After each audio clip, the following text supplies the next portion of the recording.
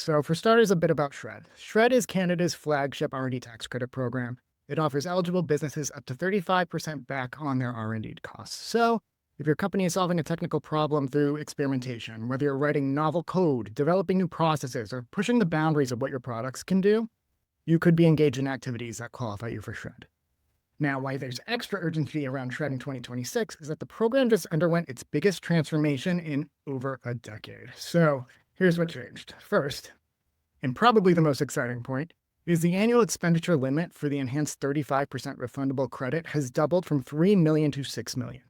This means maximum refundable credits increased from 1.05 million to 2.1 million per year. So if you've been maxing out at the old 3 million limit, you now have room to capture significantly more of your R&D investment.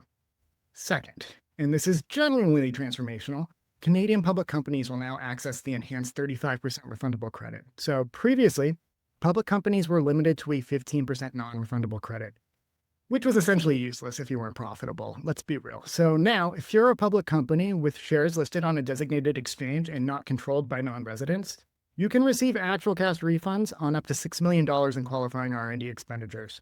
So for pre-revenue or low-margin public companies, this is a game changer, especially when it comes to cash flow management.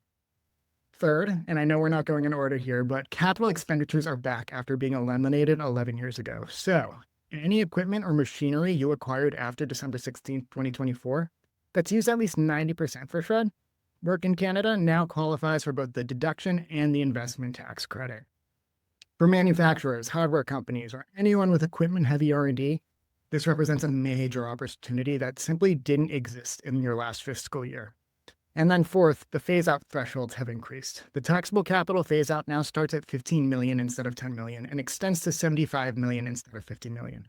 Plus, and this is new, you can now choose to use gross revenue instead of taxable capital for the phase-out calculation, whichever works better for your situation. So all of this combined is substantial. We're seeing companies that were claiming 1 million in credits suddenly eligible for $2+ million. And that's not just a nice to have. That's working capital that it can extend runway, accelerate product development, or even just improve your margin.